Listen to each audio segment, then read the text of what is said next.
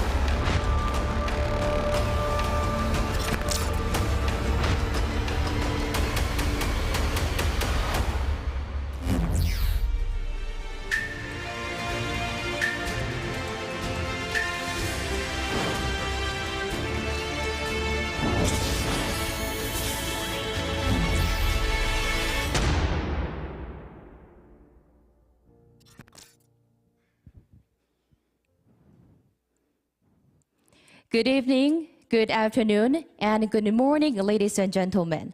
Welcome to the opening ceremony of the 2022 World Emerging Security Forum hosted by the Ministry of Foreign Affairs of the Republic of Korea. So my name is Jessica Lee, and today and tomorrow, I'll be given the honor of being your Master of Ceremonies for this very special occasion. And on behalf of the organizers, I would like to extend my sincere gratitude to all of our speakers, panelists, and participants for joining us today despite their busy schedules. Thank you once again. So today's forum will be held under the theme of Past, Present, and Future of Emerging Security Threats, Way Forward for Trust-Based International Cooperation. For 2 consecutive days, today and tomorrow, the 2022 WESF will be held both online and offline, and it will be live streamed online on the official YouTube channel of the Ministry of Foreign Affairs of the Republic of Korea. So starting with today's opening ceremony and the session 1, we will have a special session and a session 2, and of course session 3 tomorrow as well. So ladies and gentlemen, we would like to ask for your active participation until the very end. Thank you. Then without further ado, let us begin the opening ceremony of the 2022 World Emerging Security Forum. First and foremost, we will have the opening remarks by His Excellency Park Jin, a Minister of Foreign Affairs of the Republic of Korea. He was unable to attend in person today due to unavoidable circumstances, so he has sent us very meaningful video instead. So now, ladies and gentlemen, let's welcome him onto the stage screen with a big round of applause.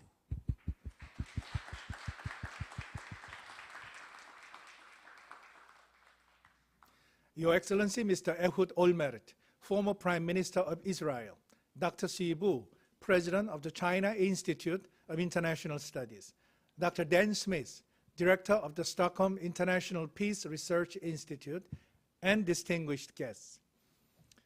It is a great pleasure to welcome you to the 2022 World Emerging Security Forum. I would like to first thank the Stockholm International Peace Research Institute for partnering with the Korean government to hold this forum. We convene this year's meeting at a turning point in history. Today, our world is being challenged like never before.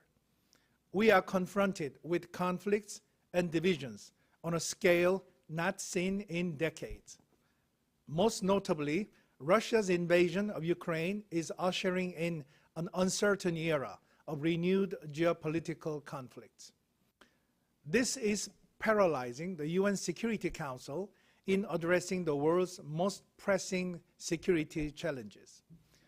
The latest failed attempt to adopt a Security Council resolution on North Korea is a case in point. At the same time, today's international security landscape is growing even more complex with emerging security threats, ranging from climate change, terrorism, new technologies, to pandemics. In fact, 2 years into the COVID-19 pandemic, the world continues to grapple with emerging variants, not to mention overwhelming economic losses. And this could just be a taste of things to come. Left unchecked, future pandemics are likely to emerge more frequently with far more devastating consequences. Meanwhile, climate change, which is recognized as the ultimate crisis multiplier, is posing an existential threat to humanity.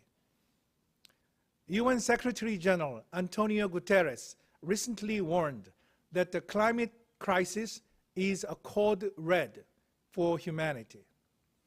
And while new technologies offer tremendous opportunities to reach the Sustainable Development Goals, they also pose significant challenges to international peace and security.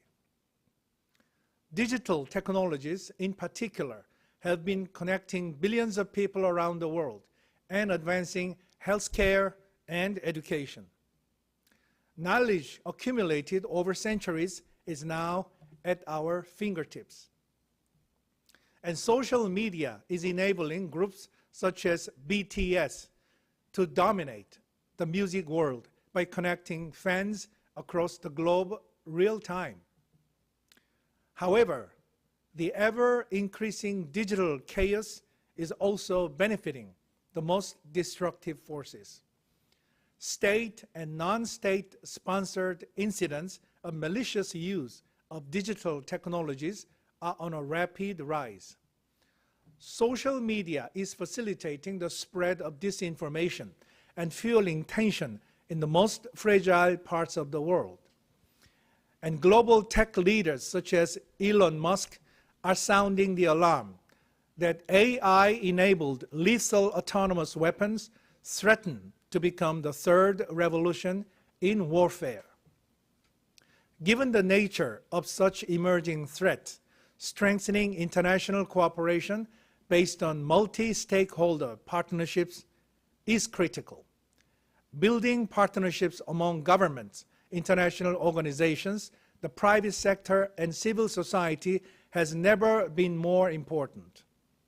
In the depths of the COVID-19 pandemic, we have been witnessing inspiring examples of different partners coming together, such as the development of vaccines in record time and the creation of the ACT Accelerator. The WHO-led ACT Accelerator, in fact, has set a new standard in global collaboration. Bringing together governments with public and private organizations, it has supported one of the most rapid and coordinated global efforts to end a pandemic. We must build on these important milestones. In my view, the world already has the resources, technology, and capacity to respond effectively. The question is how to mobilize and coordinate such resources to reach those most in need. It is in this context that the Korean government launched this forum. As a multi-stakeholder platform, it aims to raise international awareness on the emerging security threats and in turn facilitate effective partnerships to address these common challenges together. The forum is also part of Korea's commitment to serve as a global pivotal state, which we call GPS, in promoting freedom, peace, and prosperity across the world. With that, I look forward to an enlightening discussion during the next 2 days. Let me close by thanking you once again for joining us.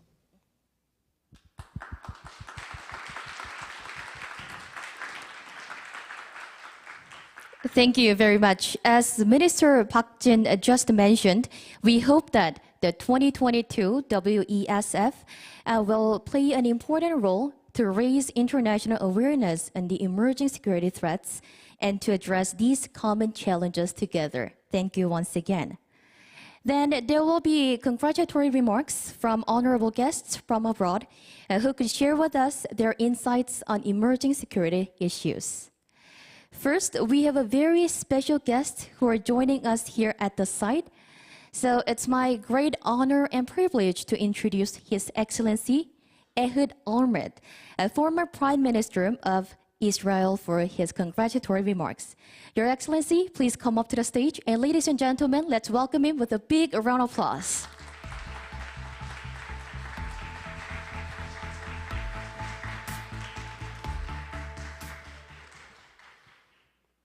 Thank you very much.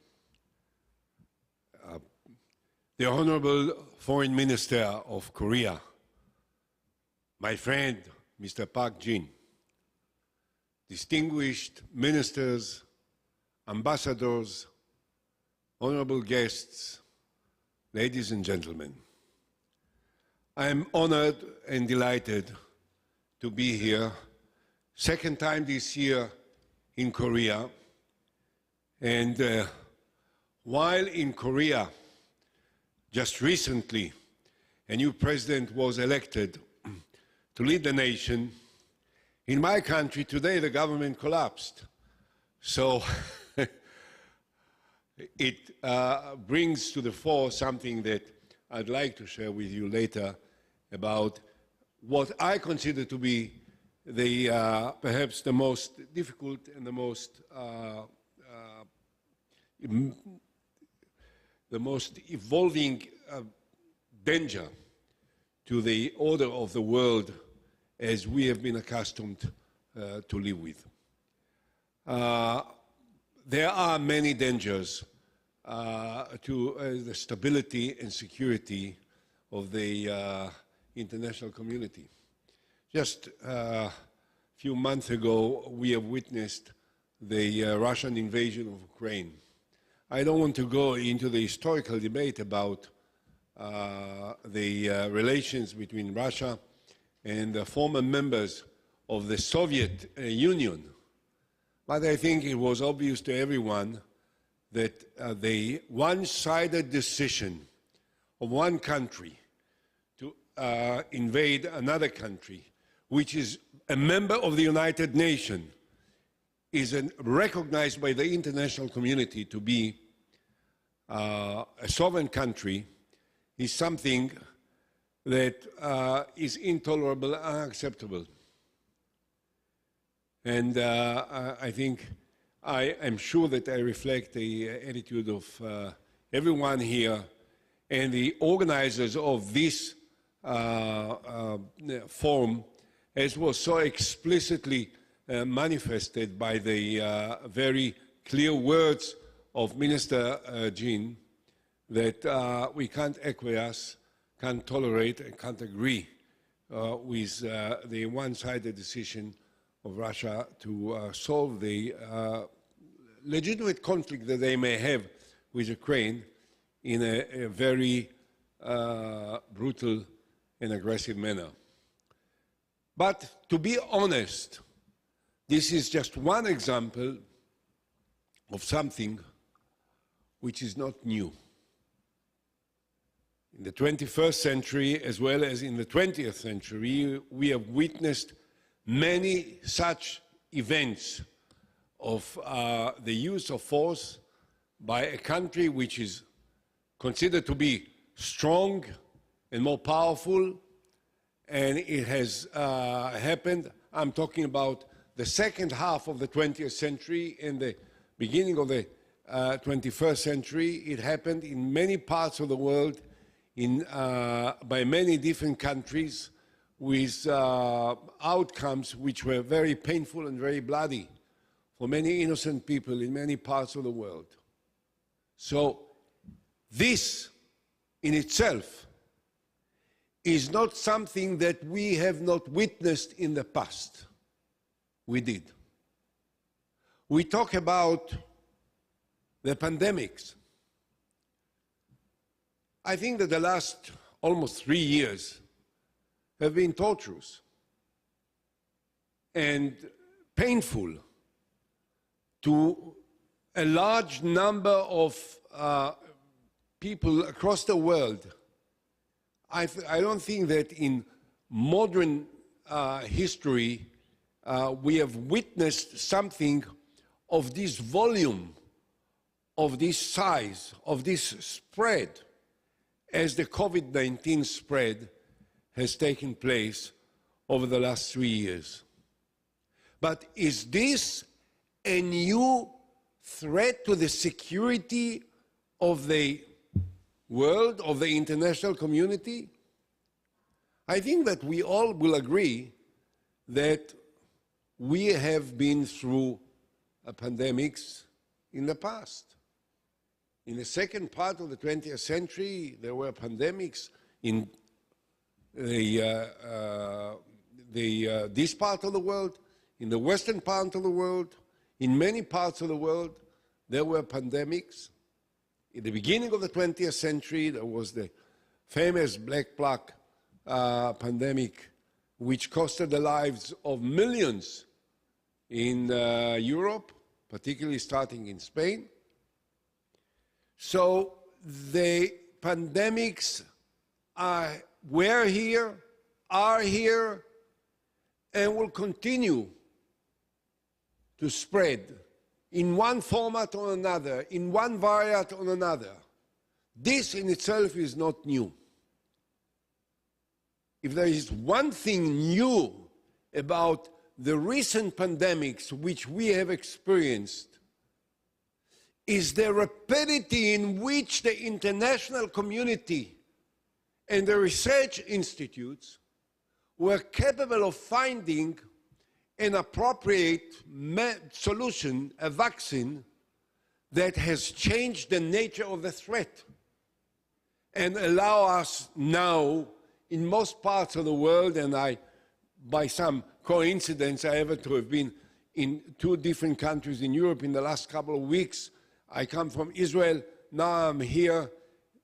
The mood is different, the attitude is different, the emotions are different, and the ability of the different societies to cope with this threat is of a different nature than what it seemed to have been at the beginning of it 3 years ago. Let's mention the cybersecurity. My country takes pride in being quite successful in dealing with cybersecurity, and there are many other countries, this country as well. The desire of countries, of different communities in the world to find out what others want to hide and to use their technological innovations in order to help them find out what other countries want to hide is the tale of history. It's been all the time. I read some interesting books about the Second World War, of how the Americans were spying on the Germans were spying on the Allies, the Russians were spying against the Americans were spying against the Russians. They used the facilities which at that time were the height of the technologies that existed.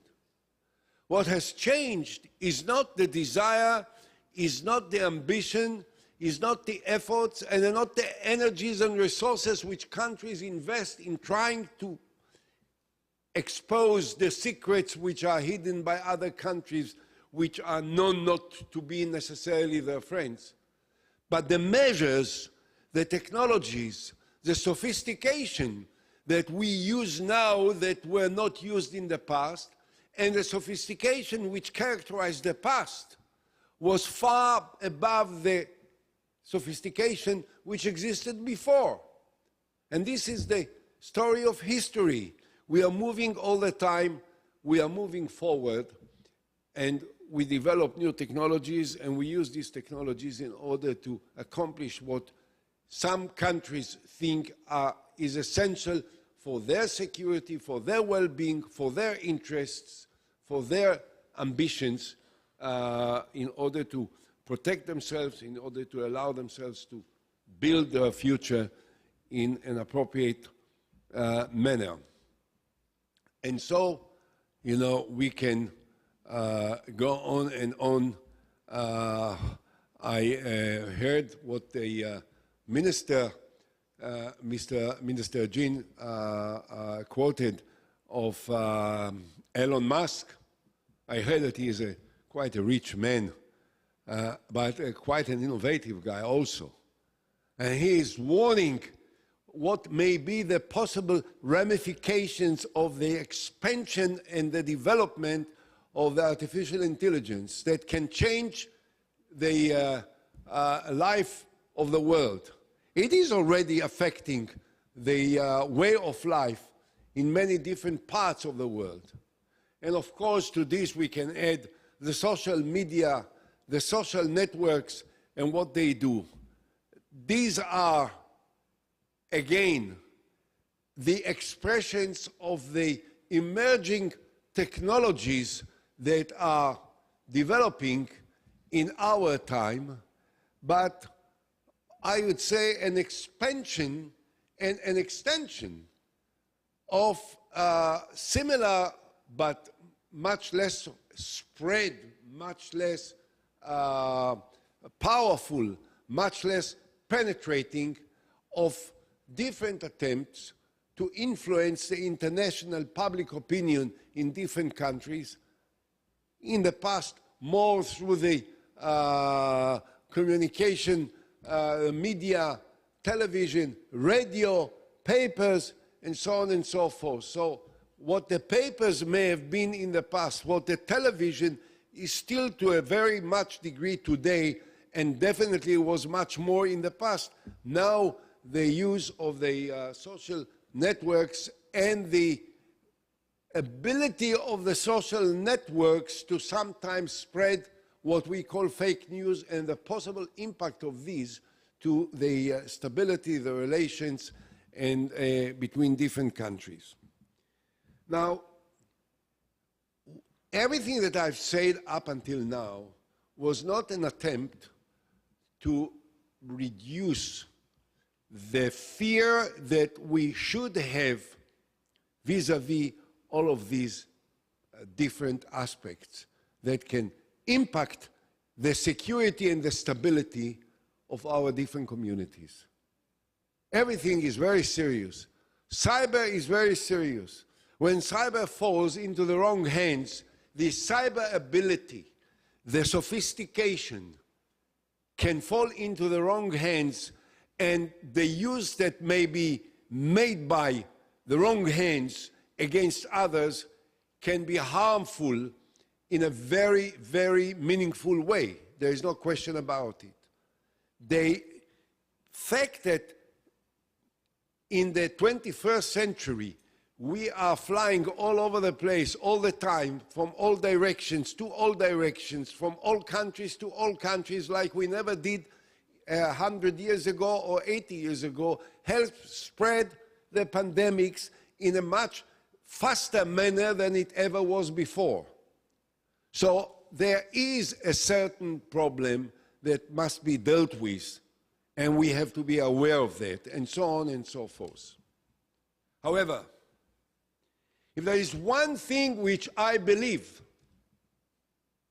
we don't have today, which is at the end of the day, at the bottom line, is the most important, most significant, most sensitive, most demanded.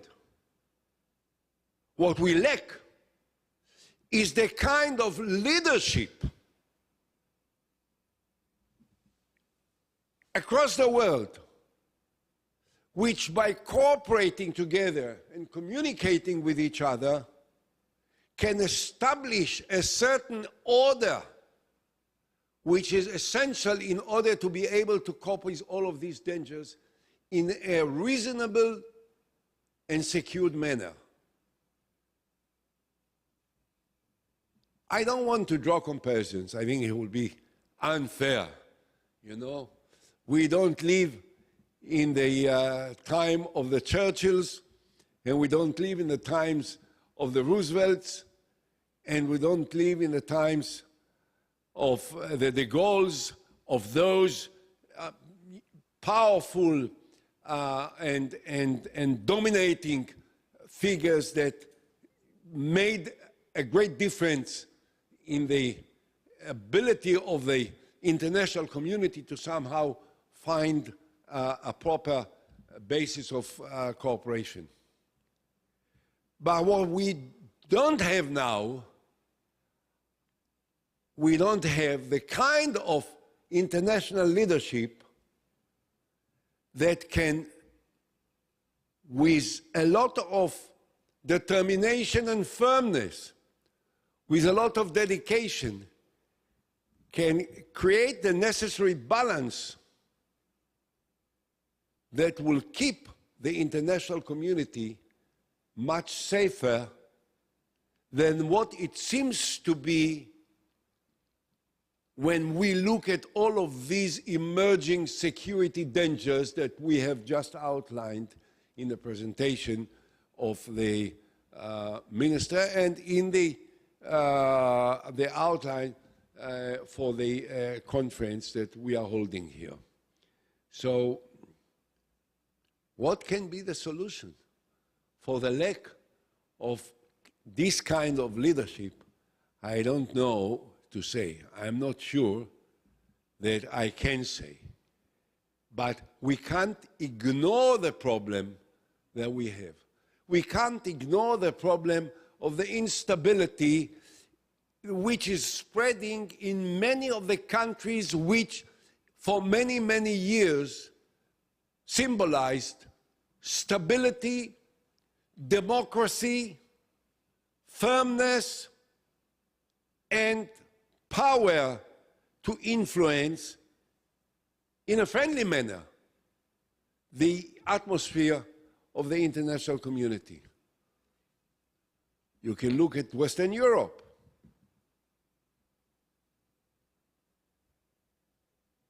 I think it's quite obvious that the political situation in many of the most important countries in Western Europe is not what it used to be.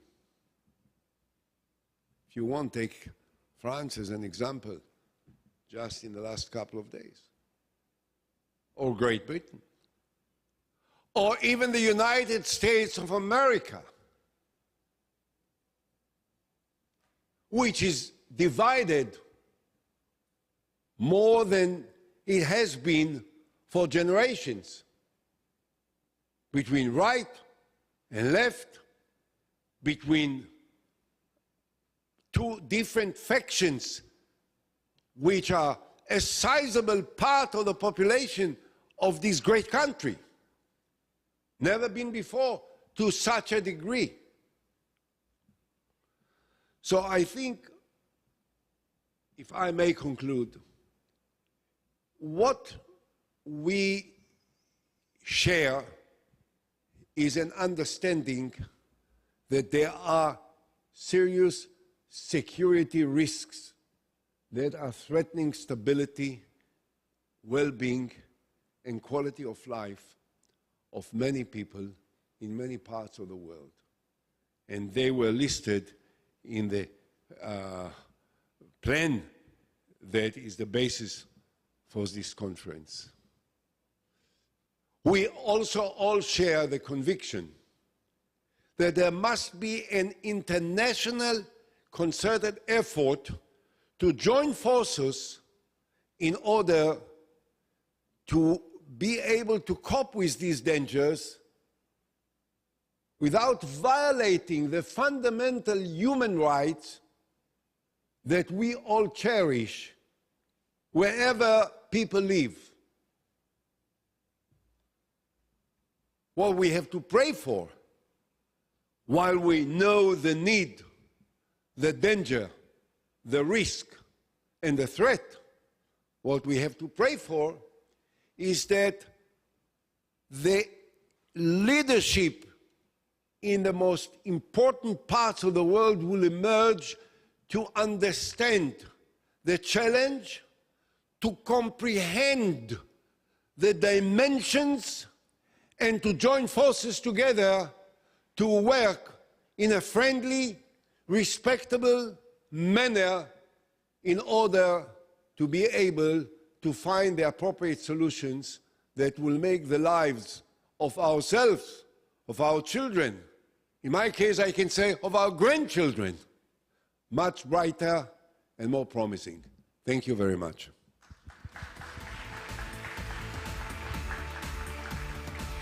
Your Excellency, thank you very much for your meaningful word, and thank you for visiting Korea to attend today's forum. I believe your presence makes this forum all the more meaningful. Thank you once again. And ladies and gentlemen, next, Mr. Ili Vozokterry, a CEO of Special Competitive Studies Project, will deliver his words of congratulation. He's leading the project with Dr. Eric Schmidt, who cannot join us today due to unforeseen business schedule. So Mr. Vozokterry is joining us in real time via Zoom. Ladies and gentlemen, let's welcome him with a big round of applause. Good evening to those in Seoul. Thank you for this invitation to speak at the World Emerging Security Forum. I'm honored. I wish I could join you in person, and I hope to visit Seoul soon. It is important for Seoul to host the World Emerging Security Forum because the Republic of Korea is a world leader in many emerging technologies. Your companies are at the cutting edge of semiconductors and microelectronics, and you have an amazing educational system that produces some of the best science and tech talent in the world.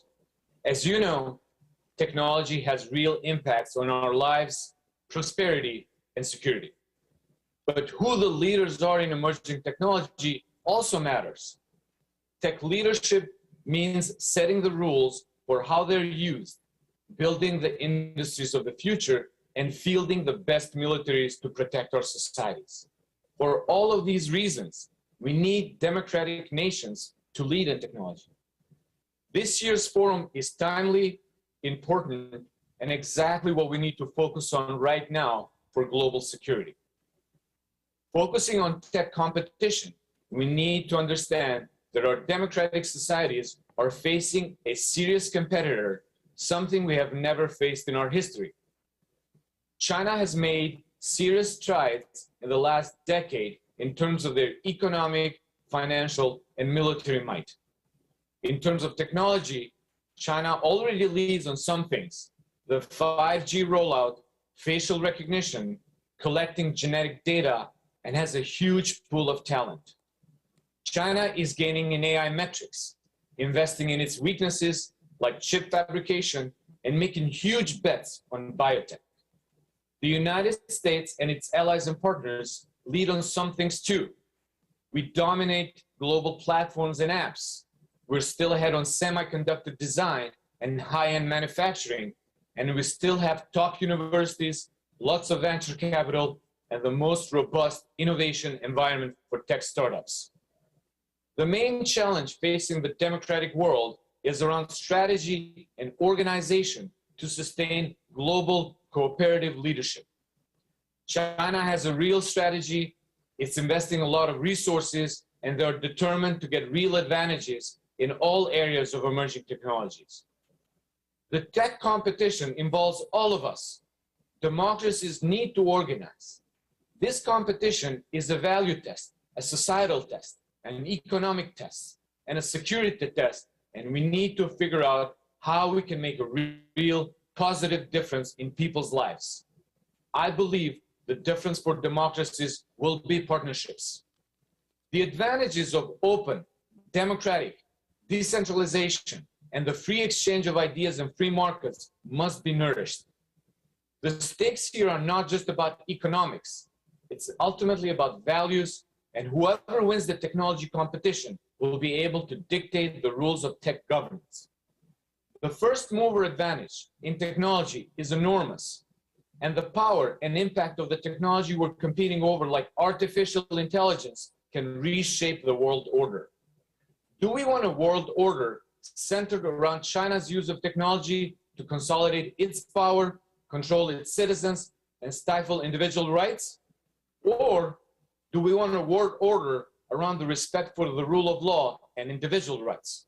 If we succeed, the rewards will be enormous. Our societies will have enormous benefits, our economies will thrive, and our militaries will be ready.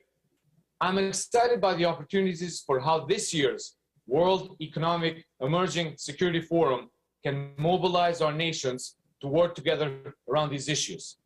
Thank you again for the invitation to speak. On behalf of our chairman, Dr. Eric Schmidt, and myself, we wish you a very successful summit, and I look forward to continuing a dialogue with all of you on addressing the challenges and opportunities of emerging technologies. Have a good one.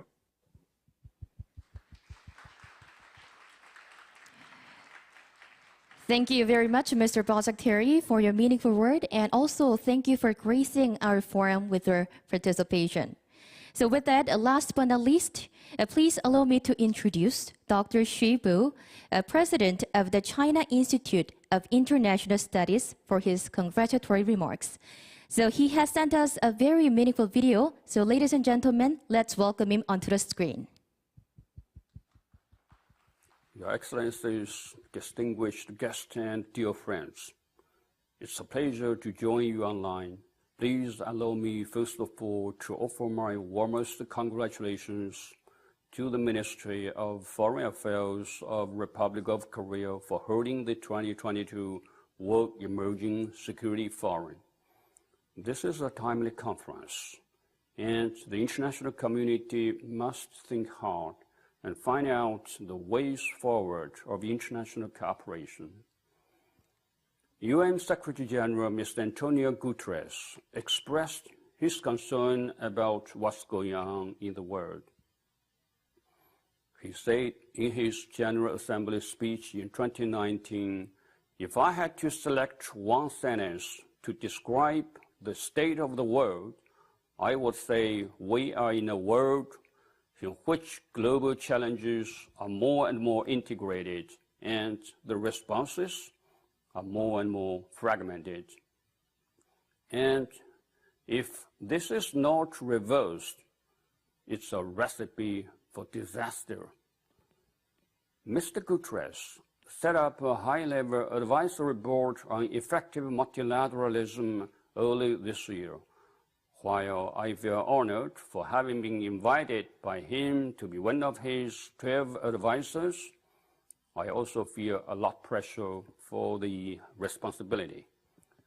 As the world is undergoing profound change and a raging pandemic unseen in a century, the international community is confronted with a grave and complex security environment. One notable phenomenon is the rise of emerging security challenges which require our close attention and collective action. This forum highlights three prominent areas, including cybersecurity, health security, and emerging technologies and security, which have no less impact on humanity than war and conflict. In cyberspace, malign cyber attacks are posing acute threat to national security and international stability. In the realm of public health, the continuous mutations of the COVID-19 is aggravating the global pandemic, and the newly emerged monkeypox is posing new health risk. As new technologies develop, the world is set to grapple with more unexpected security challenges in the future. What is also worrying is that emerging security challenges are increasingly intertwined with traditional security challenges, further complicating the international security landscape. For example, the current Ukraine crisis is wreaking havoc to the world by threatening global food and energy security. The rampant disinfodemic enabled by the spread of social media, artificial intelligence, and digital technologies is heightening geopolitical tensions. Confronted with these challenges of the global nature, no country could stay aloof or unaffected. It is imperative for the international community to come together to find a path toward redressing the sustained deficit of global security governance. China's President Xi Jinping put forward the Global Security Initiative at the Boao Forum for Asia Annual Conference 2022, emphasizing to uphold the vision of common, comprehensive, cooperative, and sustainable security, which features dialogue, partnership, and win-win cooperation instead of confrontation, alliance, and zero-sum approach. We must respect sovereignty and territorial integrity of all countries so as to ensure that all countries enjoy equal rights under the basic norm of international relations. We must abide by the purposes and principles of the UN Charter so as to practice true multilateralism and improve global security governance in an inclusive manner. We must take the legitimate security concerns of all countries seriously, so that the security of one country would not come at the expense of others. We must resolve differences and disputes between countries peacefully through dialogue and consultation in an aim to build trust and resolve differences in a constructive manner. We must take a holistic approach to traditional and non-traditional security as an integral part of the cause of maintaining world peace and security. The Global Security Initiative is dedicated to addressing both symptoms and root causes of global security challenges toward the goal of building a community with a shared future for mankind. China stands ready to work with peace-loving countries and peoples to carry out the Global Security Initiative and carve out a path toward lasting peace and universal security. China is committed to join regional and international partners, including our close neighbor, Republic of Korea, in contributing to a strong, balanced, and sustainable global and regional security architecture to safeguard regional security, promote regional prosperity, and enhance sustainable security through sustainable development. Thank you very much for your listening. Wish the 2022 World Emerging Security Forum a great success.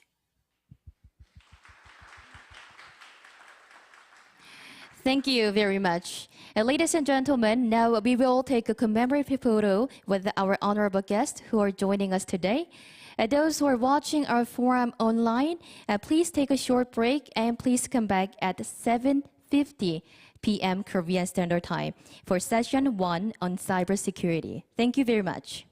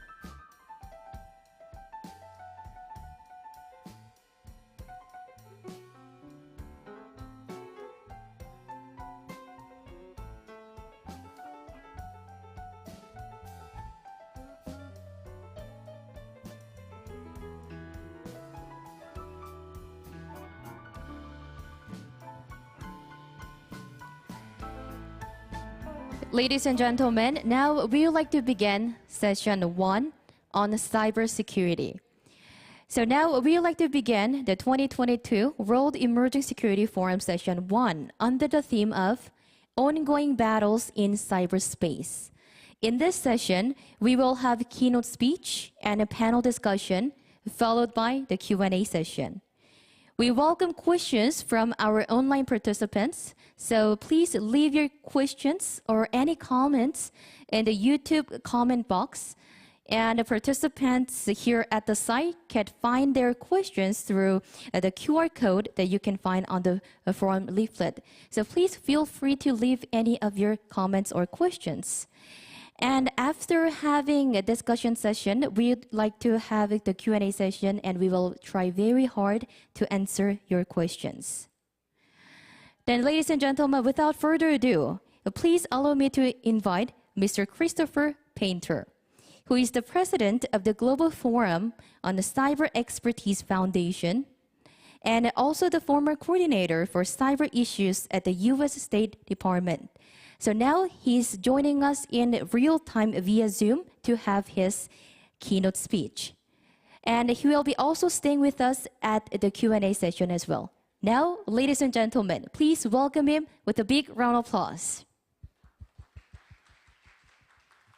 Thank you, and it's truly great to be with you. I wish I was there in person. I wanted to thank the Ministry of Foreign Affairs of the Republic of Korea, especially during my time as a diplomat. I had many warm receptions and discussions with my counterparts there. And certainly Korea has been on the front edge of thinking about cyberspace issues for many years. And also it's important, the conference you're having on the World Emerging Security Forum, there's certainly almost no more emerging security challenge than in cyberspace. Now, it's been a big year for both cyber threats and for cybersecurity and our response more generally. The rise of cybersecurity as a real national security priority, I think we've witnessed it this last year. For many, many years, I've been doing various cyber things, first as a prosecutor, then at the White House, and then as a diplomat for about 30 years now. And I think finally, as many of us had hoped, cybersecurity has reached the top of the world stage as a priority, occasioned by two things. One, malicious ransomware attacks, in particular in the US, the Colonial Pipelines attack that caused people to have to wait in line for gas, attacks on food distribution systems, and attacks on healthcare systems all raise this to not just a theoretical issue for ordinary people, but something that actually hits them where they live, and that translates into a political priority. And on the other is the war in the Ukraine, the invasion, the unlawful invasion into the Ukraine, and how cyber has been used in that conflict. Now, there is a debate about how much we expected to see cyber being used in that conflict, how much we've seen cyber to be used in that conflict. And I'd say that the fact is we have seen it, and I'll talk about that in a moment. We've seen very significant uses of cyber attacks, cyber threats in that conflict and potential use of cyber in the future. I think partly the debate about whether we've seen as much cyber as we expected is because often people talk about this issue in hyperboles. There are phrases in the US like cyber 9/11 and cyber Pearl Harbor. These are phrases I've always hated, I still hate. And hopefully we've moved away from those kinds of analogies because it creates this expectation that that's the only kind of thing we're going to see in cyberspace, the kind of cyber calamity, where in fact, when we don't see that, people say, well, people said this is going to happen, it didn't happen, we don't have to pay attention to this issue. And that would be a grave mistake, because what we see every day, both in the Ukrainian war, but also just in our everyday lives, is a myriad of criminal cyber attacks, criminal and nation state intelligence gathering operations, and even nation state disruptive attacks as well, and blending between all of those. So cyber is and continues to be very important. And if we only think about those catastrophic events, I think we're really missing the point. And the Ukraine is a good example because we have in fact seen infrastructure attacks by Russia. we saw an attack on what's called the Viasat system, which was a command and control satellite system that Ukraine used just before the physical war began. And again, this is something that you expect to disrupt command and control before an invasion. We've seen continuing attacks on infrastructure, on other communication lines, other uses of cyber in a destructive way, but also, of course, to gather intelligence. Microsoft put out a report about this, and just recently, one of the folks you're going to hear from during the panel, the Cyber Peace Institute, put out a compendium about attacks that are happening, cyber attacks that happen in Ukraine. So this narrative that we're not seeing cyber is just frankly wrong. We are seeing it. Now, what we are seeing is two things, though.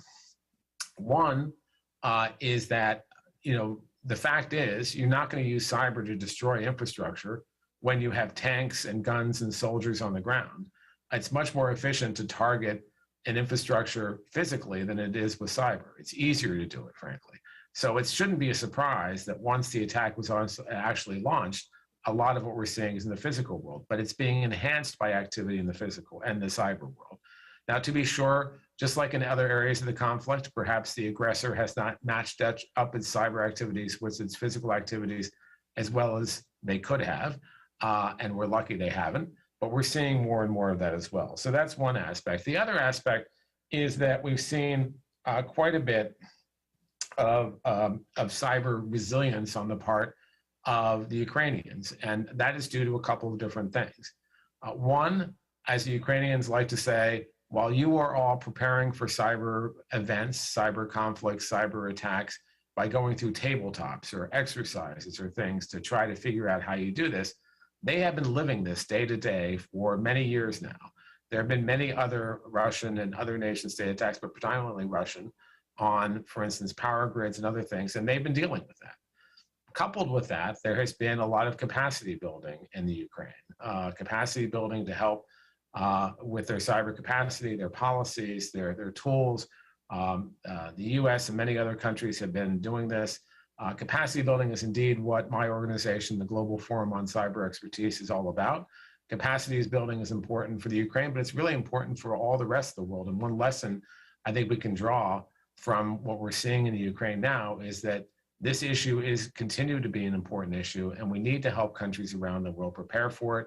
We need them to have the policies in place. We need them to have the institutions in place like national certs, national strategies, response plans, and we need to engender that kind of collective response that we need.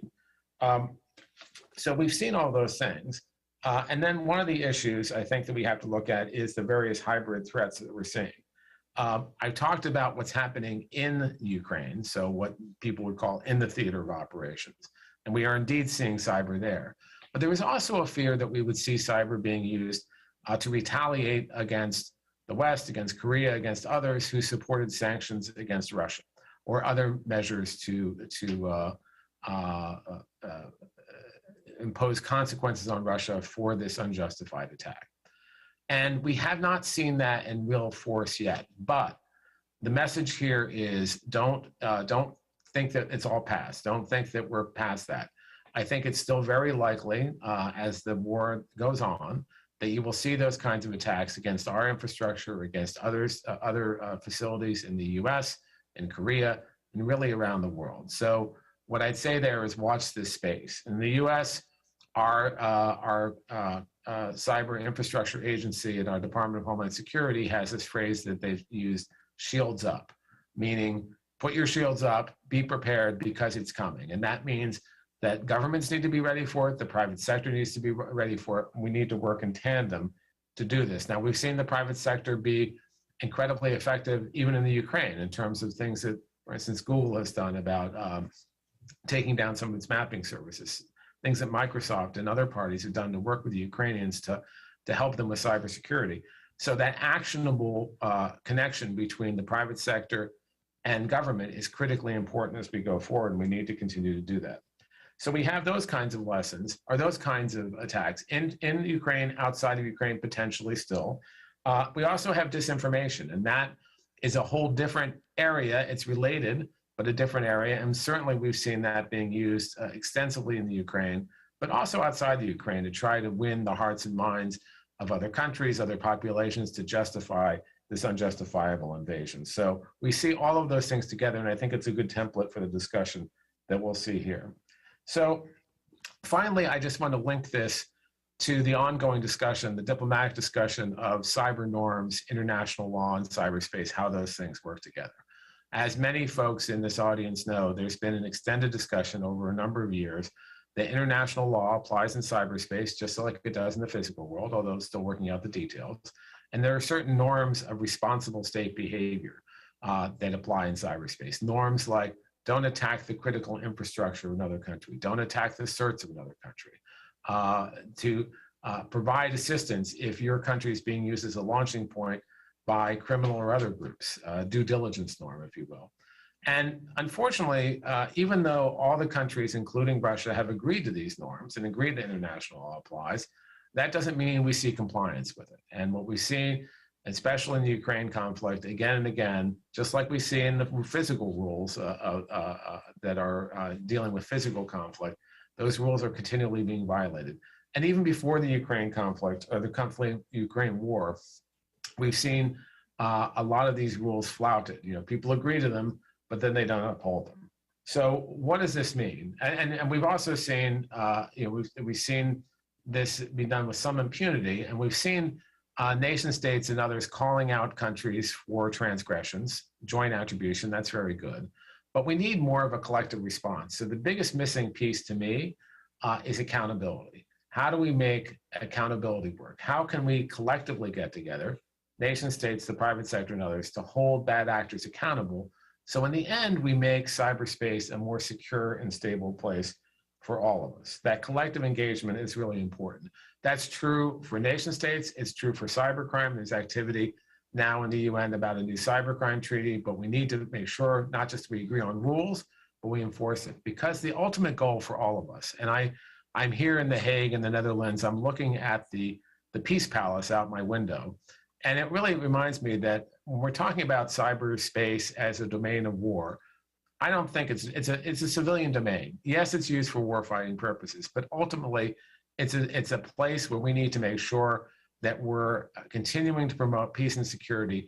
And the only way to do that is collective action among all of us, all of our states, all of our private sector and others, in service to this rules-based order that makes us all secure. Yes, we're going to see cyber conflicts in the future. Yes, we're going to see these activities being done on this platform, but let's try to preserve the civilian peace in cyberspace and build that long-term stability by not just agreeing to rules, but enforcing those rules. And also making sure that countries have the capability and capacity to do that. And with that, I thank you. I look forward to the panel discussion and the question and answers to come.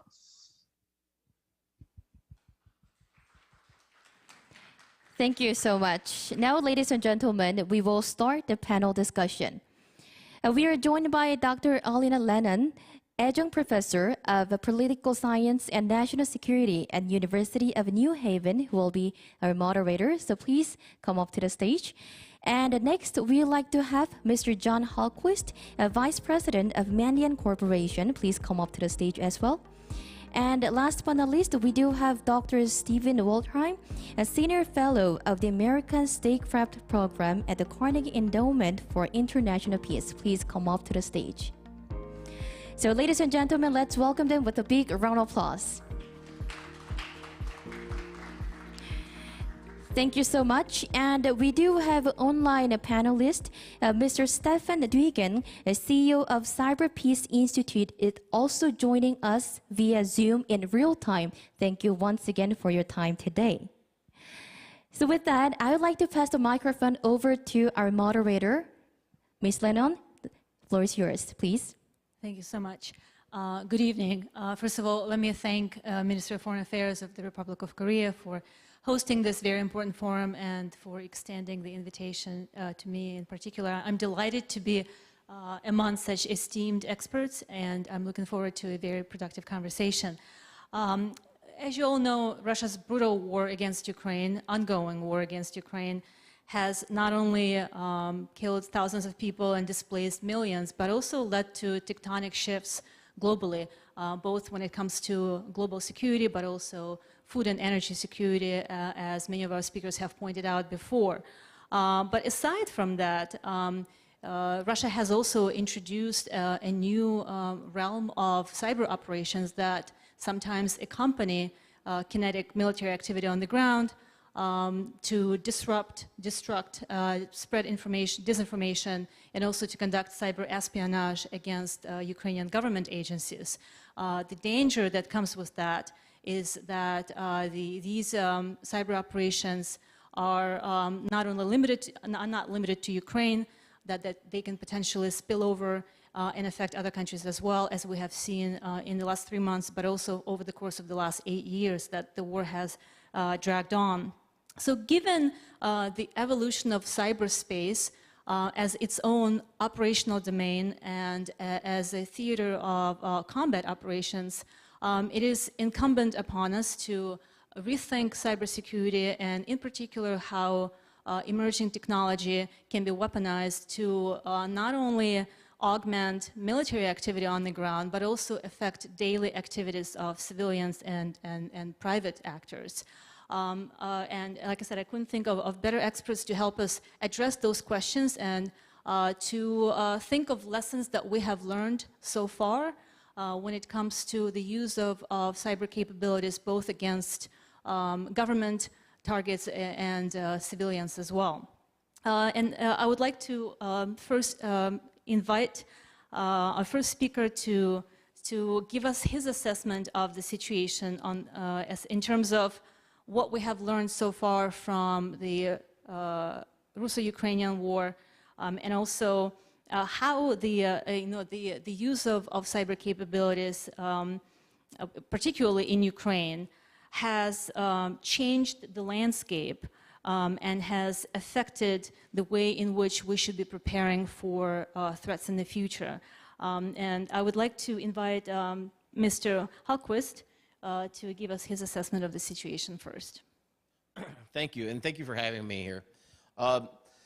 We began tracking this threat, or really worrying about this threat at the beginning of the year. We started preparing our customers with briefings. We kicked up our intelligence collection efforts in Ukraine and elsewhere against Russian threat actors, and we really saw 3 types of activity. We've been tracking 3 types of activity. The first one is the espionage problem.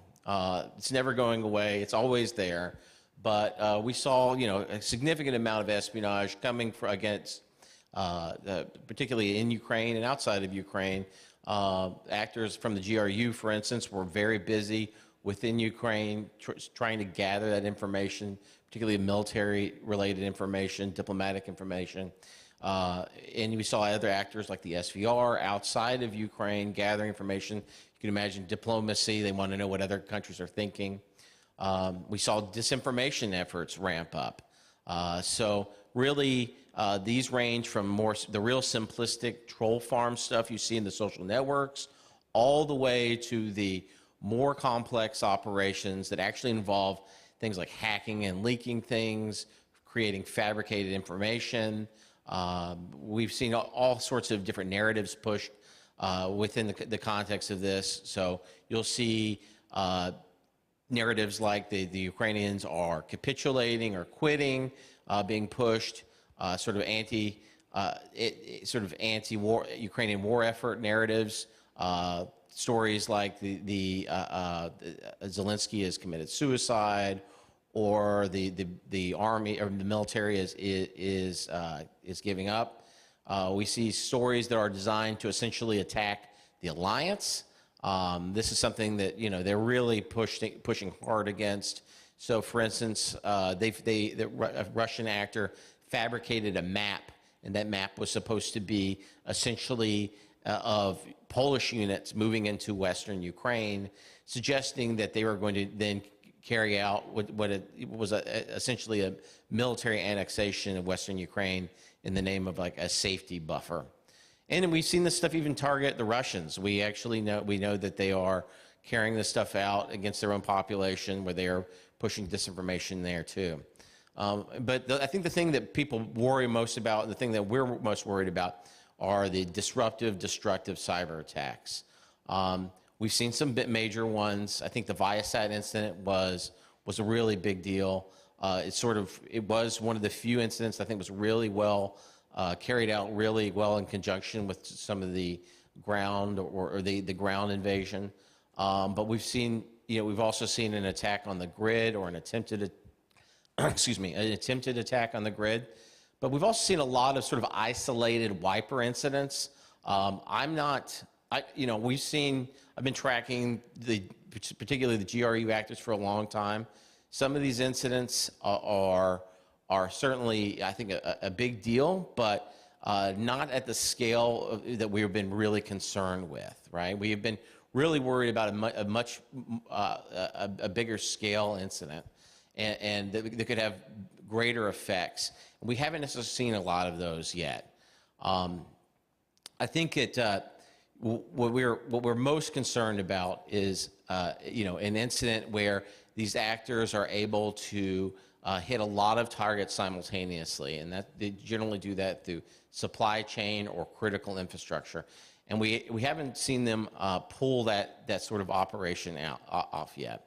And we also, they're really just there to create psychological effects, and it's kind of hard to have a psychological effect when people are dying and all these terrible things are happening on the ground.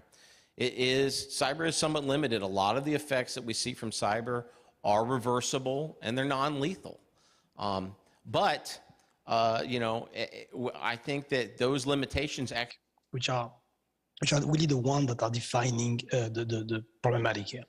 So there's been, and Chris mentioned that in the keynote, kind of expert assessment that cyber is not such a thing in the context of this conflict. We push back on this clearly, sharing with the audience a public platform that we put in place. So you can find this on the website of the Cyberspace Institute. It's a public resource where you can see the number of attacks, of campaigns of attacks which are raging since the invasion. We are in more than 220 campaigns targeting more than 19 different sectors. And in fact, the impact is not happening only in Ukraine or in Russia. It's happening in various countries, and more than 20 countries have been impacted by the ripple effect of these attacks. And I like what was said just before in terms of looking at the impacts. How can we seek the impact? If they have not been like destructive to the scale that some predicted it to be, still the long-term effects and the psychological effects is to be looked into. So that's this work that we're doing in the Institute, is trying to look into what is happening since the invasion, how these different type of attacks are working with each other, and how are they to be analyzed in the context of the kinetic warfare. So we look at those specific types of attacks. This is the wiper, it was mentioned before, so attack to destroy the system, attack to disrupt access to specific services by the civilian population, and that's our focus. Our focus in the Cyberspace Institute is to look into the impact on civilian population and civilian objects in a time of peace and today in a time of war. So we do all these attacks that prevents population to access finance, communication, refugees. Humanitarian services that have been severely hit since the beginning in their capacity to be operational in the front line. So that's quite important in terms of impact. It was mentioned before, I like the fact that we look into this as a holistic threat. The disinformation landscape is not only attack on system, it's attack on cognition. It's really trying also to destroy the trust or the capacity to trust and to look into the reality of the warfare. And we saw that again in the humanitarian sector, also trying to cast discredit on humanitarian operation, so that refugees would not use this type of services. And espionage was mentioned. Thank you for this campaign in order to steal data and survey in order to gain intelligence. Something that we see is that this invasion had a very profound impact on the mechanic of warfare. I would say it's a defining moment, specifically how cyber is weaponized in the context of warfare, because it changed how you look at the conflict in different angle. First, in the time of the war, when the war started, is quite interesting. Because a lot of activities that have been happening before the invasion are directly useful for the conduct of military operations. So I say if you look into the cyberspace part of the problematic, it also even question, the dates when this war started. The second bit is where is the warfare? So clearly, it's not only in the within the border of Ukraine or within Russia. It's with the fact that capabilities is not so complicated to use and to enact from anywhere in the world to conduct an attack against military targets, potentially civilian targets in the context of this conflict, is changing also where the war is happening. And when we talk about this, we also talk about, who takes part of this war. It's also profoundly changed. But the fact that, call for volunteering has been put out, answered by Ukraine, clearly, but also by people, left and right on the planet that decided to participate in a way to this conflict. What is their certainty that when they conduct a DDoS operation or something similar, that their target is solely military? I mean, there's no map of cyberspace. There's no map of this is military, this is civilian, and it's really easy, to navigate between everything. It doesn't work like this. So it's quite dangerous, this kind of escalation of everyone can participate. And that's not only when it comes to a collective of volunteers. I'm thinking criminal groups. The public position that have been taken by criminal groups stating that their criminal operation, are going to be done with a geopolitical agenda is blurring also the line of what kind of legal framework you put in place to look into this. So is this criminal law? Or is this, the law of conflict? So that's really a defining moment in history in how cyber suddenly participate to the escalation of the threat. I would say we should never forget that a interesting and I guess useful way to assess these campaigns of attack over time is looking at the impact on civilian population. And this so far is still under evaluated. We have a tendency to assess, impact or danger when it comes to the military impact of operations. But we, Cyber Peace Institute, we are specialized into providing for free cybersecurity help to humanitarian sector way before the Russian invasion in Ukraine. And we see that clearly this sector, the humanitarian sector, the one in the front line, the one that are servicing the civilian population are impacted by this destructive, this disruptive, this disinformation campaign.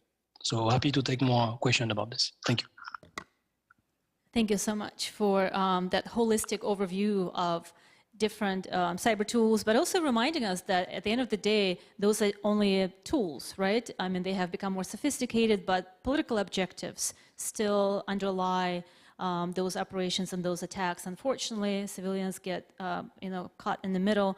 And I particularly appreciate your point about Russia disabling satellite networks at the beginning of the war to prevent or to disable command and control centers in Ukraine, and that also affected the rest of Europe.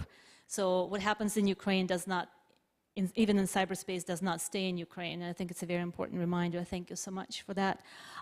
Last but not least, to help us situate this this conversation into a more global geostrategic perspective, we have Stephen Wertheim, who will provide us with a sort of broaden the conversation to situate again this particular conversation of cyber capabilities into a bigger picture of what the future of war looks like, and perhaps what effect it will have on geopolitics writ large.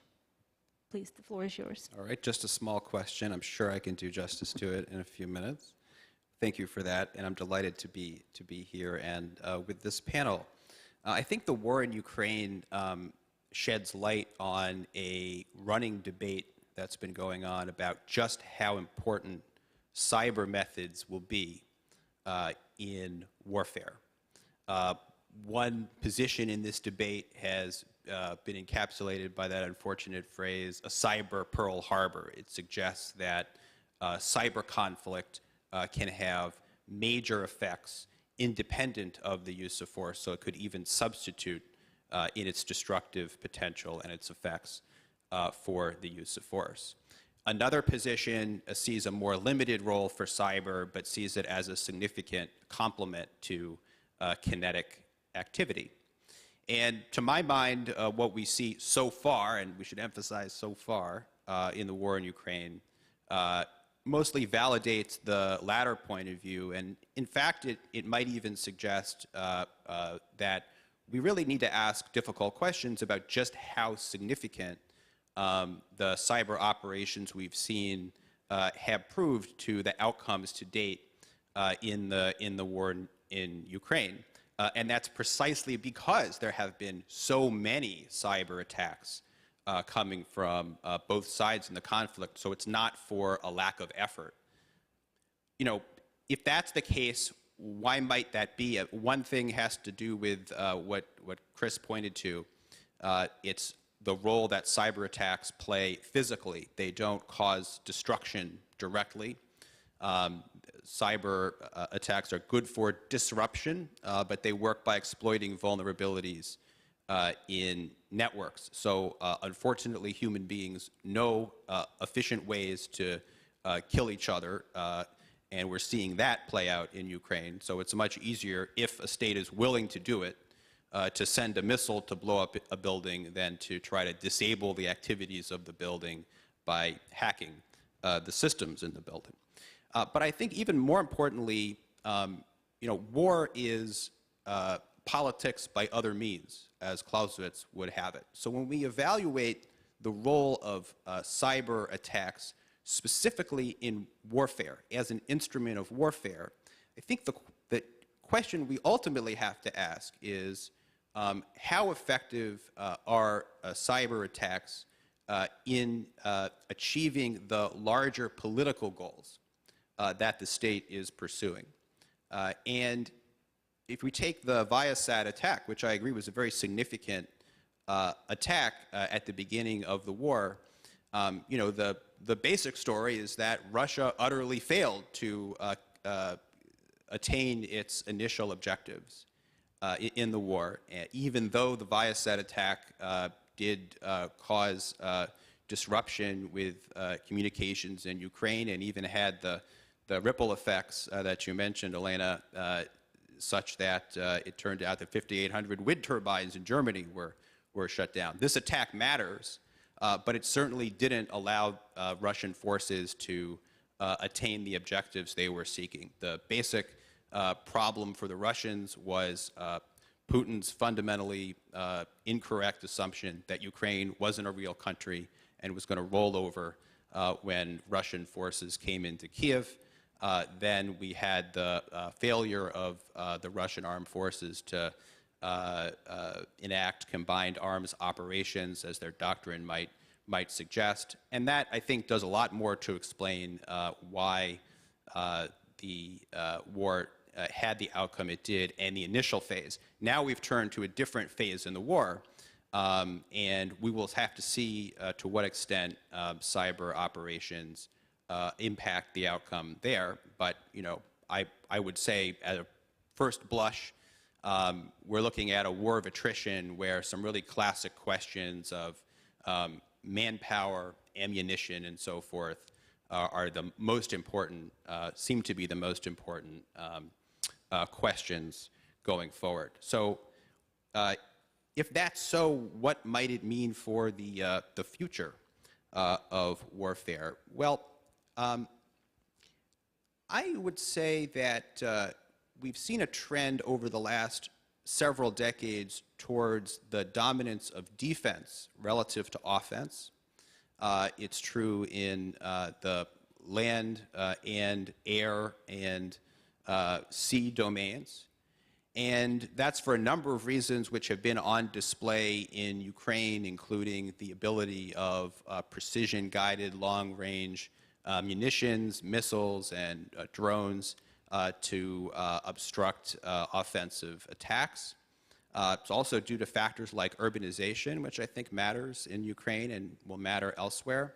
But perhaps we're seeing something rather similar emerge in the cyber domain. And I have to stress how utterly early it is, unfortunately, probably in this particular conflict, to be drawing conclusions. But at least I want to say that as of now, I think we've seen the ability of Ukraine to mount an effective cyber defense for a whole host of reasons.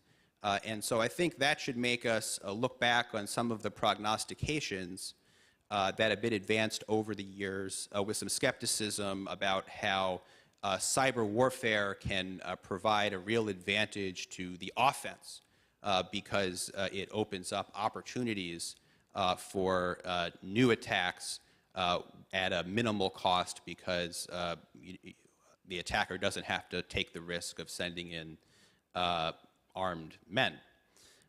Perhaps we're seeing, if not the dominance of the defense, then at least a demonstration that the defense can be effective and that at least the dominance of the offense is in fact not in play in the cyber realm, and that ought to make would-be attackers think twice, think 3 times, hopefully, about whether they believe that they will truly gain from launching attacks in the kinetic and the cyber realm.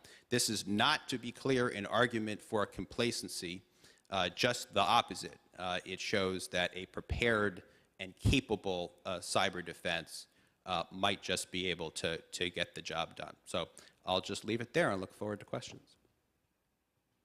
Thank you so much, Stephen, for those remarks and for situating this conversation into a bigger conversation about future warfare. Before we turn to Q&A, I'd like to have a lightning round with all the panelists here and change the conversation a little bit and focus on solutions. So what are some of the innovative solutions?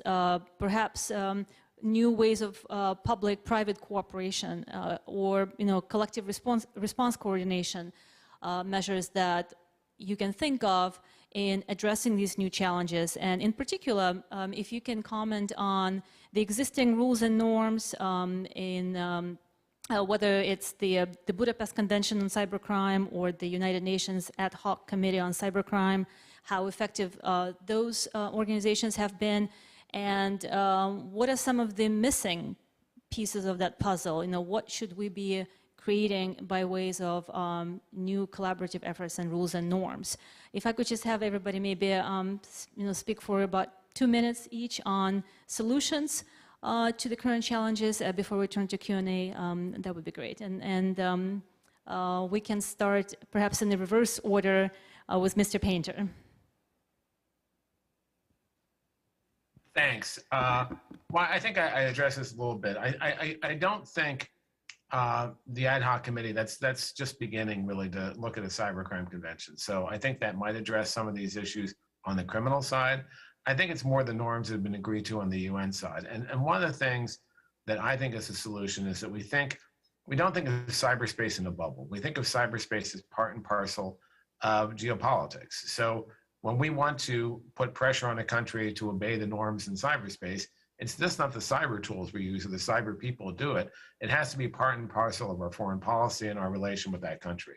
The other thing I think that the Ukrainian war has illustrated is how quickly like-minded countries have come together in support of Ukraine. And I think that also helps us in cyberspace in terms of building this collective arrangement, more collective participation and cooperation. I think that's going to be a key going forward, and not just between states, but also with other stakeholders like the private sector. Thank you. Mr. Hallquist? Well, I think we may have missed some opportunities before. We're getting better at it. I think one of the solutions is to be very forward about what is going on, what has happened. In this country, there was a major cyber attack by the GRU against the Olympics, the opening games of the Olympics. So this is an attack on the global community, and we didn't really start talking about who did it for years after. When we fail to call these things out, we are telling these adversaries, in the future, they're going to be able to get away with these things, right? And so we have to start paying forward now. We're exposing these things, and at the very least we can do is call out these adversaries when they carry out these attacks. There is no chance of deterrence or keeping norms, maintaining norms if we can't even bother to accuse them when they do this stuff. Thank you so much for that. Mr. Dugan, please. Yeah, sorry, my mic was cut. To the last point, yes, attribution is central and key. So to demonstrate that norms and rules can be put into operations. The issue, we see this in the context of warfare, but also with other attacks, is very difficult to have an attribution process which is happening in a time that is useful for the victims, the communities, because how you have a very fast attribution which is political and where it's very questionable because you don't know which data are behind, or you have a real attribution process which is on the basis of data, forensic examination, it takes quite some time. But investment there, I totally agree, should be done. You're mentioning something that could be seen as new tools, a new approach, the volunteering. So I mentioned, how bad it can go, but we can also mention how good it can be. So we could welcome the capacity of volunteers since the beginning of this crisis, already before, people coming from the private sector in a program that we put in place with these actors to help for free humanitarian actors which are, in the front line of crisis, and this crisis demonstrated the need. So you have humanitarian sector that are in need of capacity for cyber resilience to be more in capabilities. You're mentioning before cyber defense. So to defend their ecosystem, their perimeter, their beneficiaries. And sadly, when they've been attacked, they're also in need of capacity, to recover. And this we demonstrated via a program that volunteers left and right in the world who wanted to do something after this invasion could be proposed with a tool that, makes sense for their capabilities. So there's space to invest and to invent into this field. Thank you so much for that insight. Last but not least, wartime.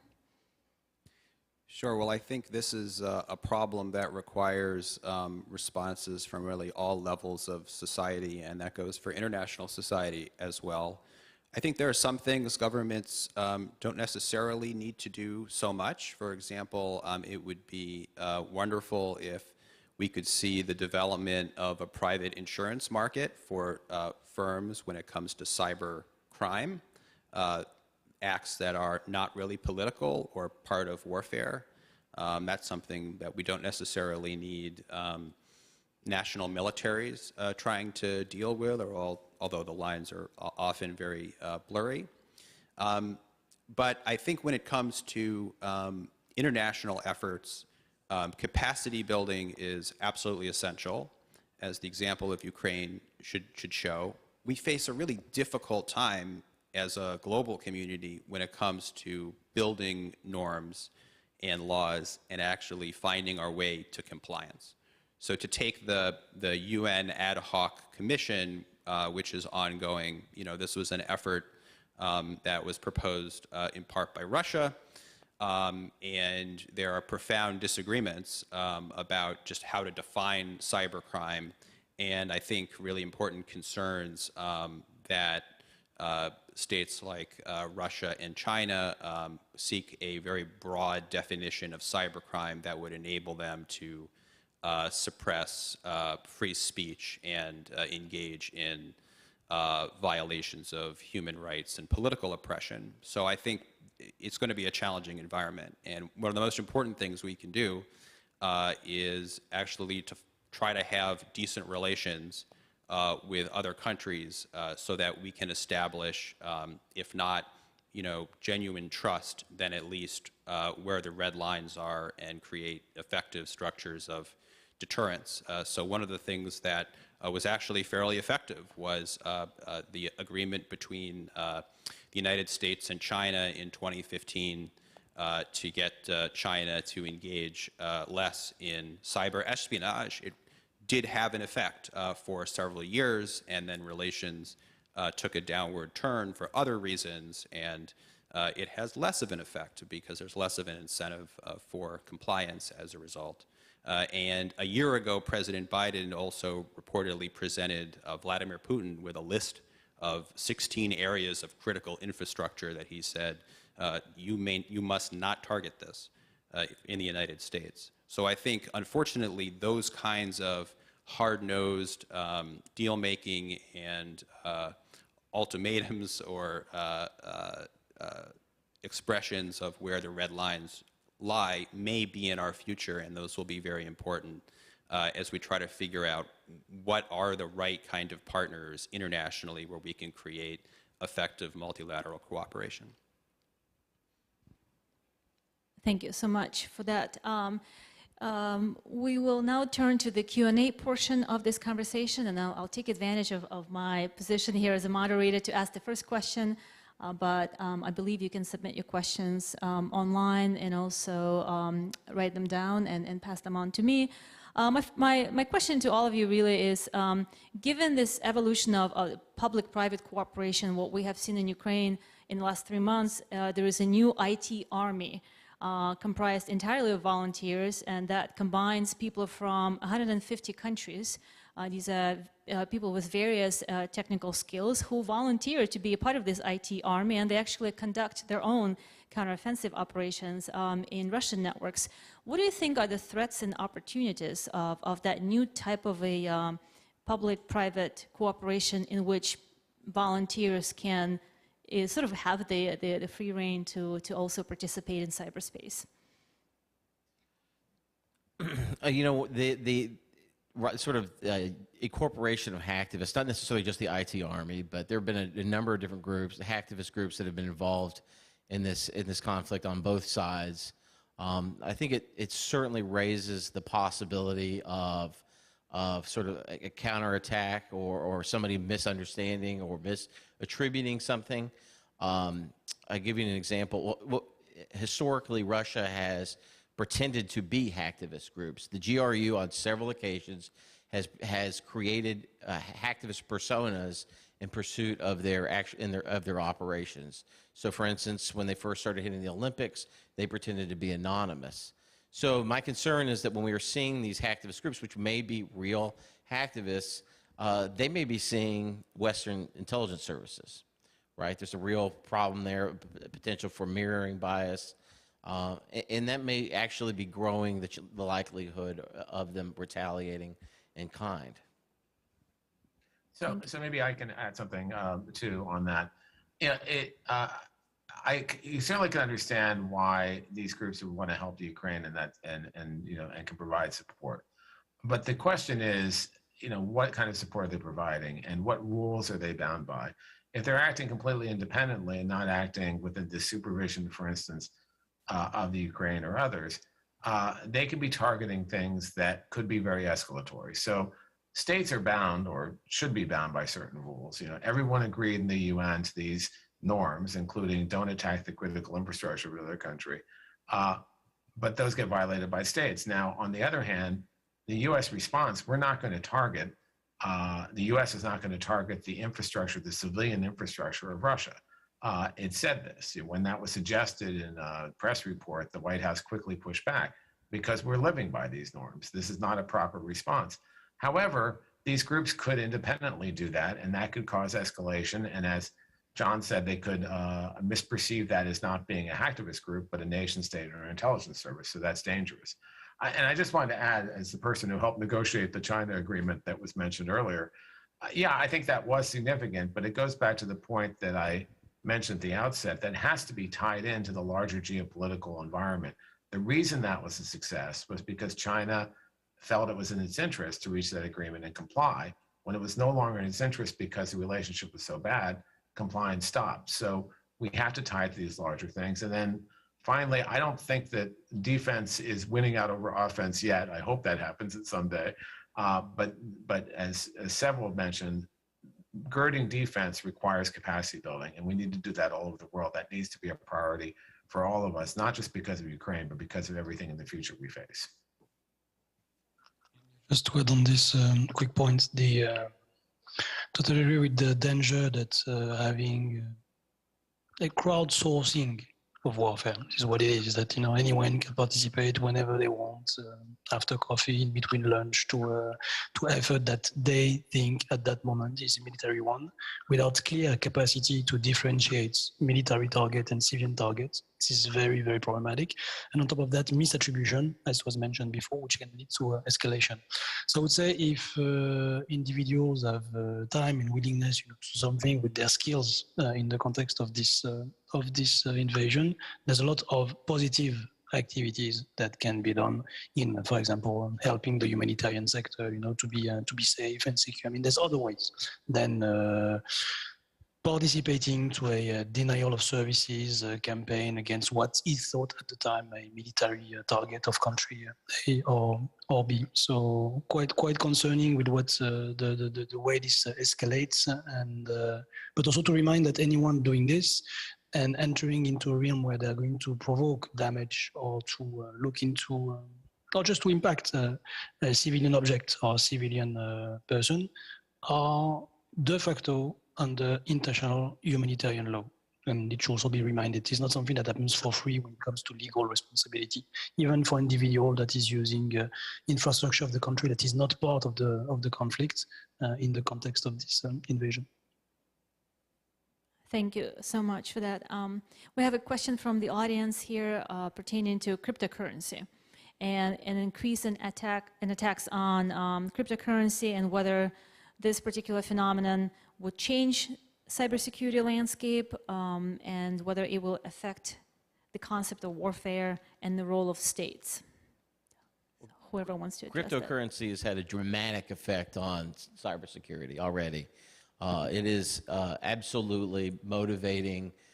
It motivated an entire change overnight in the way that cybercrime operates, for instance. So cybercrime, most of the cyber criminals that we tracked prior to really the rise of cryptocurrency were conducting these really complex fraud operations that were, mostly focused on the financial sector. Cryptocurrency meant that meant that now these adversaries can conduct attacks on everybody, because instead of having to take financial information and go through a complex system to monetize it, all they have to do is gain access to an organization and find some way to turn the screws on them until they pay them in cryptocurrency, which they can then monetize themselves. It changed everything. We saw all these crime fraud operators walk away from their previous business and move into this space. And of course, the same thing happened with North Korea. North Korea has absolutely transformed their own operations around the idea of gaining access to cryptocurrency. And they do that through a number of different schemes, from trying to start their own cryptocurrency to stealing it from exchanges to even some ransomware operations. So it's been massively, massively changed the entire business. Thank you. Whoever else wants to chime in on this question. I'll just add really quickly that I think here's an area where there absolutely needs to be a multilateral effort to impose the kinds of checks that we have imposed on the regular financial system, know your customer checks, anti-money laundering checks. This can be done. I think cryptocurrency is here to stay, despite its recent plunge in value.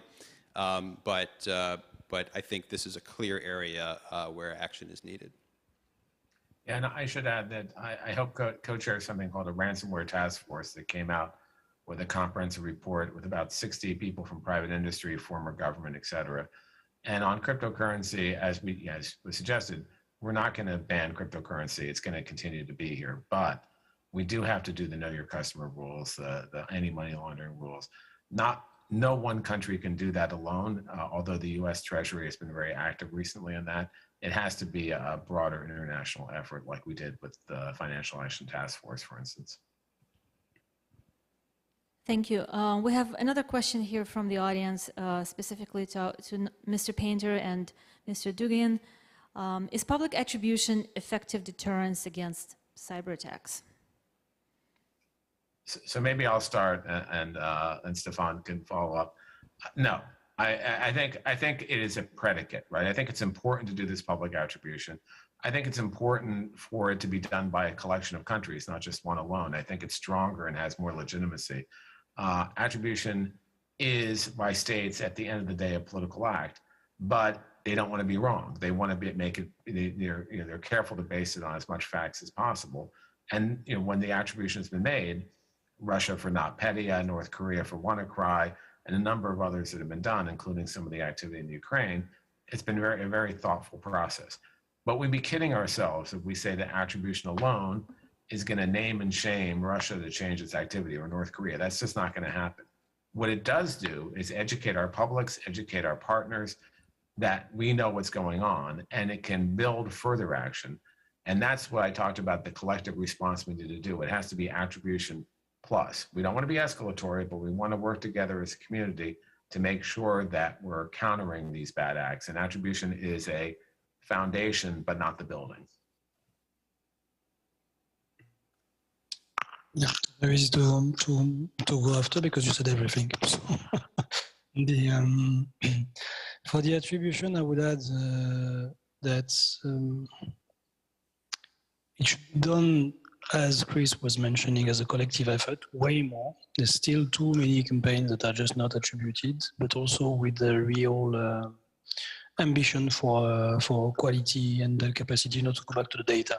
So that is not going to be tagged at some point as just a political process or geopolitical posture, which would be quite problematic. And that's about the difference of the time of attribution, which is not the political time, which is not really in play with sometimes the requirements of the media to know very quickly what is happening about something, because just you don't know. It would be very dangerous to take a position at that moment. To deterrence, not deterrence, let's compare attribution effort at state level with other type of linking a attack to an actor in the judicial realm. Or let's look into a recent project that has been put in place to attribute specific usage of spyware, for example, to specific companies that we saw with the NSO and others. So because it's been attributed with a lot of data and written information that it deter to continue the usage of such capabilities. So it's important, it's part of it, but we should not think that this is the alpha and the omega, it's going to solve the problems.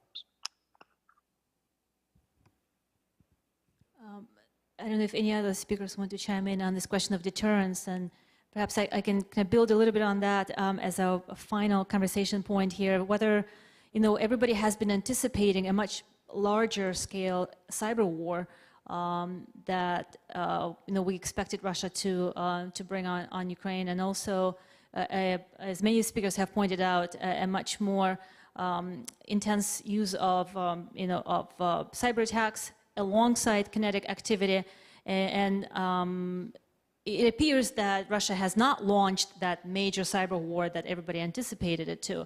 So I'm curious then, to kind of continue this conversation on deterrence, why do you think, do you believe that Russia has been deterred in any way, or is it just a matter of a different sort of tactical choice? No, I don't think they've been deterred at all. I think they've reached. There's been a ton of major obstacles for them.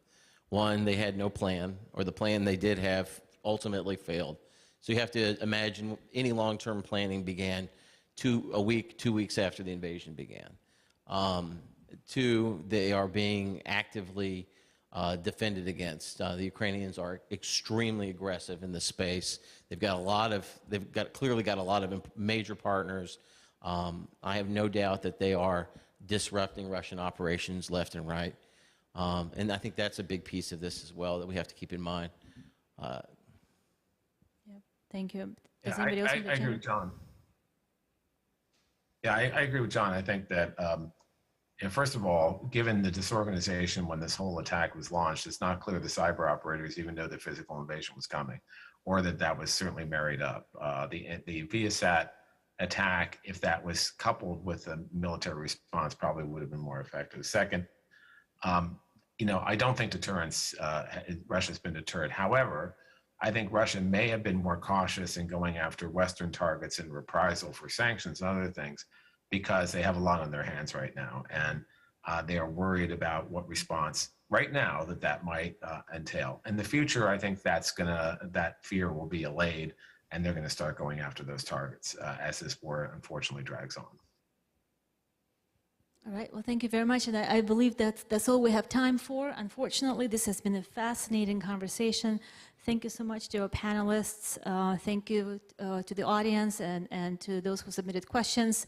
I'm sure that this conversation will be continued as we continue dealing with these new security challenges. But for now, thank you so much for joining us, and over to you. Thank you so much. So, ladies and gentlemen, this brings us to the end of session 1, cybersecurity. And for your information, tomorrow on day 2, we will start off with a special session at 4:30 p.m. Korean Standard Time, followed by session 2, health security at 6:30 p.m. Korean Standard Time. And last but not least, we'd like to have session 3, emerging technologies and security, from 8:10 p.m. Korean Standard Time. So, ladies and gentlemen, once again, thank you very much for your participation, and we'd like to have all of our participants tomorrow as well. So this has been Jessica Lee. Ladies and gentlemen, once again, thank you very much.